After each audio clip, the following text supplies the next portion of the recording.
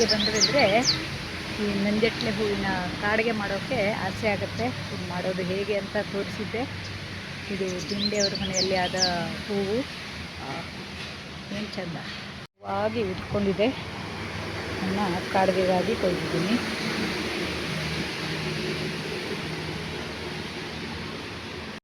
ಸ್ನೇಹಿತರೆ, ಊರಲ್ಲಿ ಈಗ ಮಳೆಗಾಲ ಪ್ರಾರಂಭವಾಗಿದೆ. ಹಾಗಾಗಿ ಗಿಡ ಮರಗಳೆಲ್ಲ ಚಿಗುರಲು ಪ್ರಾರಂಭ ಆಗಿದೆ. ಹಾಗೆ ಊರಿಗೆ ಬಂದೆವೆಂದರೆ ಹಿತ್ತಲಲ್ಲೆಲ್ಲ ಓಡಾಡಿ ಸುಲಭವಾಗಿ ಮನೆಯಲ್ಲಿಯೇ ಬೆಳೆಯುವಂತಹ ತನ್ನಷ್ಟಕ್ಕೆ ಹುಟ್ಟಿ ಬೆಳೆದ ಔಷಧಿಯುಕ್ತ ಗಿಡಗಳನ್ನು ಬೆಂಗಳೂರಿಗೂ ತಂದು ಅವುಗಳಿಂದ ಅಡುಗೆ ಮಾಡಿ ಖುಷಿ ಪಡ್ತೀವಿ. ಊರಲ್ಲಿಯೂ ಪೇಟೆಯಿಂದ ತರುವ ತರಕಾರಿಗಳಿಗಿಂತ ಈ ಸೊಪ್ಪು ಇತ್ಯಾದಿಗಳ ಅಡುಗೆಗೆ ಪ್ರಾಮುಖ್ಯತೆ ಜಾಸ್ತಿ ಇರುತ್ತೆ. ನೋಡಿ, ಇದು ಮುಂಬೈ ಹರಿಗೆ ಅಂತ. ಇದು ಮುಂಬೈ ಬಸಳೆ ಅಥವಾ ಮುಂಬೈ ಹರಿಗೆ ಅಂತ ಕರೆಯುವಂಥ ಹಳ್ಳಿಯಲ್ಲೆಲ್ಲ ತನ್ನಷ್ಟಕ್ಕೆ ಹುಟ್ಟಿ ಬೆಳೆಯುತ್ತೆ. ಇದಕ್ಕೆ ವಿಶೇಷ ಆರೈಕೆ ಬೇಡ. ಆರೋಗ್ಯಕ್ಕಂತೂ ತುಂಬ ಒಳ್ಳೆಯದು, ಯಾವುದೇ ರಾಸಾಯನಿಕ ಸೇರಿಸದೆ ಆಗುವಂಥ ಇದು. ಇದರ ಈ ಹೂವು ಬೀಜ ಆಗಿ ಇದು ಉದುರದಲ್ಲೆಲ್ಲ ನೋಡಿ, ಇಲ್ಲೆಲ್ಲ ಹಿತ್ತಲಲ್ಲೆಲ್ಲ ತನ್ನಷ್ಟಕ್ಕೆ ಸತು ಅಂದರೆ ನೀರು ಗೊಬ್ಬರ ಇಂಥ ಸಿಕ್ಕದಲ್ಲಿ ಚೆನ್ನಾಗಿ ಬೆಳೆಯುತ್ತೆ. ಇದು ನೋಡಿ, ದಂಟು ಬೆಳೆಯಿತು ಅಂತ ಅನ್ನೋದೇ ಇಲ್ಲ. ಎಲ್ಲ ಸೊಪ್ಪಿನ ಅಡುಗೆಯಲ್ಲಿ ಯಾವ ರೀತಿ ಮಾಡ್ತೀವೋ ಇದರಿಂದ ಹುಳಿ, ಹಸಿ, ಪಲ್ಯ, ಕರ್ಕಲಿ, ಸಿಹಿ ದೋಸೆ ಯಾವ್ದು ಬೇಕಿದ್ರೂ ಮಾಡ್ಬೋದು. ನಾನು ಇಲ್ಲ ಅಮ್ಮನ ಮನೆ ಬಂದಾಗ ಕರ್ಕಿ, ನಮ್ಮ ಮನೆಗೆ ಬಂದಾಗೆಲ್ಲ ಇದನ್ನೆಲ್ಲ ಬೆಂಗಳೂರಿಗೆ ತಗೊಂಡು ಹೋಗಿ ಅಡುಗೆ ಮಾಡ್ತೀನಿ. ಇದರಿಂದ ಏನೆಲ್ಲ ಮಾಡ್ಬೋದು ಅನ್ನೋದನ್ನು ತೋರಿಸ್ತೀನಿ. ಈ ಕರ್ಬಲ ಹಣ್ಣು, ಸ್ಟಾರ್ ಫ್ರೂಟು ಇತ್ಯಾದಿ ಹೆಸರಿಂದ ಕರೆಯುವಂತಹ ಕಫಕ್ಕೆ ತುಂಬ ಪರಿಣಾಮಕಾರಿಯಾದಂತಹ ಕರ್ಬಲ ಮರ ಅಥವಾ ಗಿಡ ಇದು. ಇದರ ಹಣ್ಣು ಈಗ ಮಳೆಗಾಲ ಆರಂಭವಾಗಿದೆಯಲ್ಲ, ಹಣ್ಣಾಗಿ ಉದುರೋಕ್ಕೆ ಶುರುವಾಗುತ್ತೆ. ಇದರಿಂದ ನಾವು ಅನೇಕ ರೀತಿಯ ಅಡುಗೆಗಳನ್ನು ಮಾಡ್ತೀವಿ.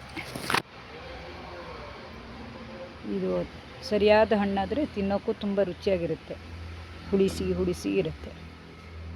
ನಾನೀಗ ಕರ್ಕಿ ಮನೆಯಲ್ಲಿ ಈ ಕರ್ಬಲ ಹಣ್ಣಿನ ಸಾಸಿವೆ ಮತ್ತು ಈ ಮುಂಬೈ ಹರಿಗೆ ಹುಳಿಯನ್ನು ಮಾಡುವ ವಿಧಾನವನ್ನು ತೋರಿಸ್ತೀನಿ. ಕರ್ಬಲ ಹಣ್ಣು ಮತ್ತು ಮುಂಬೈ ಹರಿಯನ್ನು ಹೆಚ್ಚಿಟ್ಟುಕೊಂಡು ತೊಗರಿ ಬೇಳೆಯನ್ನು ಬೇಯಿಸೋಕೆ ಕುಕ್ಕರ್ನಲ್ಲಿ ಇಟ್ಟು ಇವೆಲ್ಲವನ್ನು ಕುಕ್ಕರ್ನಲ್ಲಿ ಬೇಯಿಸ್ಕೊಳ್ಬೇಕು. ನಂತರ ಕಾಯಿ ತುರಿಗೆ, ಸಾಸಿವೆ, ಅರಿಶಿನ, ಒಣಮೆಣಸನ್ನು ಹಾಕಿ ನುಣ್ಣಗೆ ರುಬ್ಬಿಟ್ಟುಕೊಂಡು ಒಂದು ಪಾತ್ರೆಯಲ್ಲಿ ತೆಗೆದಿಟ್ಕೊಳ್ಬೇಕು.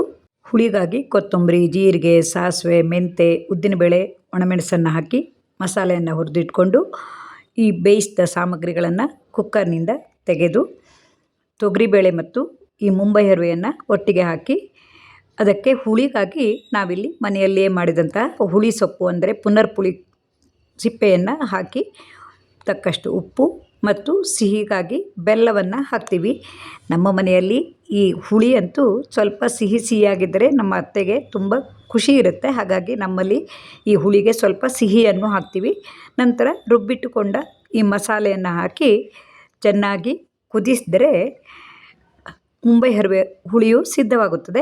ನಂತರ ಕರ್ಬಲ ಹಣ್ಣು ಸಾಸಿವೆ ಮಾಡೋಕ್ಕೆ ಈ ಬೇಯಿಸಿದ ಕರ್ಬಲ ಹಣ್ಣಿಗೆ ತಕ್ಕಷ್ಟು ಉಪ್ಪು ಮತ್ತು ಬೆಲ್ಲವನ್ನು ಹಾಕಿ ಮಿಕ್ಸಿಯಲ್ಲಿ ರುಬ್ಬಿಕೊಂಡು ಮೊದಲೇ ರುಬ್ಬಿಟ್ಟುಕೊಂಡ ಸಾಸಿವೆ ಮಿಶ್ರಣಕ್ಕೆ ಹಾಕಿ ಸ್ವಲ್ಪ ನೀರನ್ನು ಬೆರೆಸಿ ಇಟ್ಟುಕೊಳ್ಳಬೇಕು.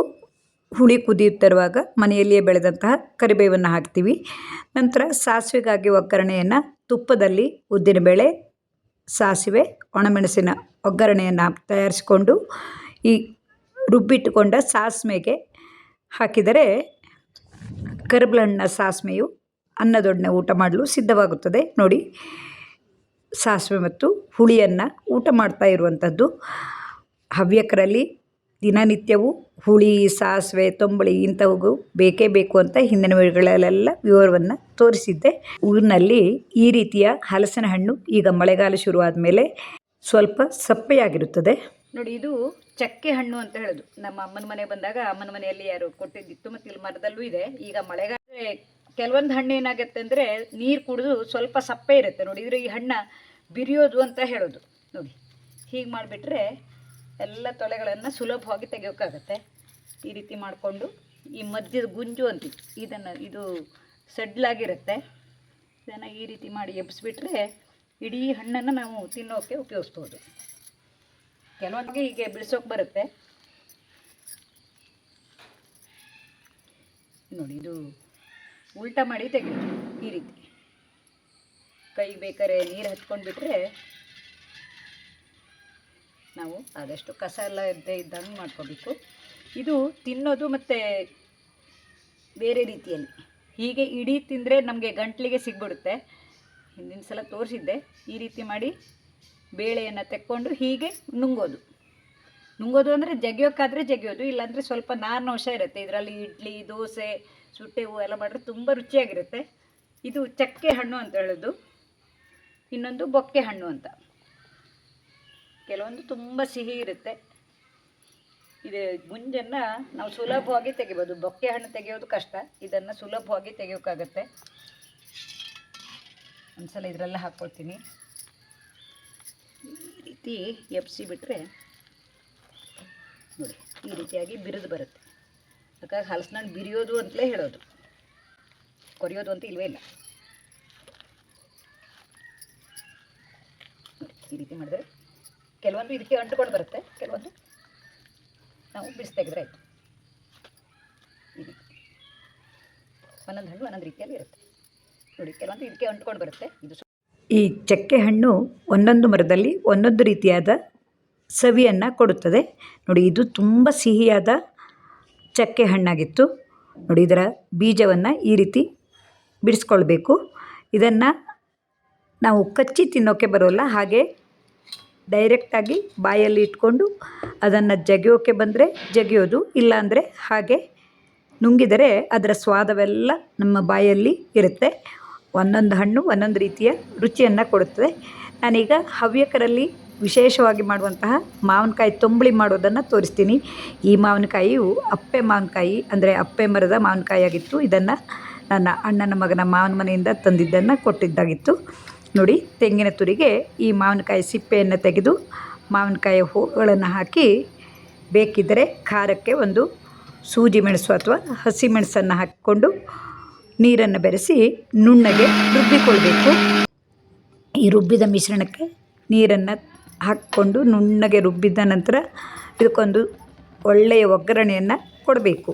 ಒಗ್ಗರಣೆ ಅಂದರೆ ತೆಂಗಿನ ಎಣ್ಣೆಯಲ್ಲಿ ಉದ್ದಿನಬೇಳೆ, ಸಾಸಿವೆ, ಒಣಮೆಣಸು ಹಾಗೆ ಕರಿಬೇವನ್ನು ಹಾಕಿ ಒಗ್ಗರಣೆಯನ್ನು ಮಾಡಿಕೊಂಡು, ಈ ಒಗ್ಗರಣೆಯನ್ನು ಸ್ವಲ್ಪ ಆರಿದ ಮೇಲೆ ನಾವು ಮಾವಿನಕಾಯಿ ತಂಬುಳಿಯನ್ನು ರುಬ್ಬಿಟ್ಕೊಂಡಿರ್ತೀವಲ್ಲ ಅದಕ್ಕೆ ಹಾಕಿ ಕೈಯಿಂದ ನುರಿಯಬೇಕು ನೋಡಿ. ಇದಕ್ಕೆ ರುಚಿಗೆ ತಕ್ಕಷ್ಟು ಉಪ್ಪನ್ನು ಹಾಕಿ, ತಕ್ಕಷ್ಟು ನೀರು, ಒಗ್ಗರಣೆಯನ್ನು ಹಾಕಿದರೆ ಸವಿಯಾದ ಮಾವಿನಕಾಯಿ ತಂಬುಳಿಯು ಅನ್ನದೊಡನೆ ಊಟ ಮಾಡಲು ತುಂಬ ರುಚಿಯಾಗಿರುತ್ತದೆ. ಇದಂತೂ ಅಪ್ಪೆಕಾಯಿ ಆದ್ದರಿಂದ ಅಪ್ಪೆಕಾಯಿಯ ಪರಿಮಳವೂ ಇತ್ತು. ಸುಲಭವಾಗಿ ಮತ್ತು ಜೀರ್ಣಕಾರಿಯಾದಂತಹ ಇಂತಹ ತಂಬುಳಿಗಳು ಹವ್ಯಕರ ಮನೆಯಲ್ಲಿ ಸದಾಕಾಲ ಇರುತ್ತದೆ ನೋಡಿ. ಈ ಒಗ್ಗರಣೆಯನ್ನು ಈ ರೀತಿಯಾಗಿ ಕೈಯಿಂದ ನುರಿದರೆ ಒಗ್ಗರಣೆಯ ಘಮವು ಈ ತಂಬುಳಿಗೆ ತುಂಬ ಚೆನ್ನಾಗಿರುತ್ತದೆ.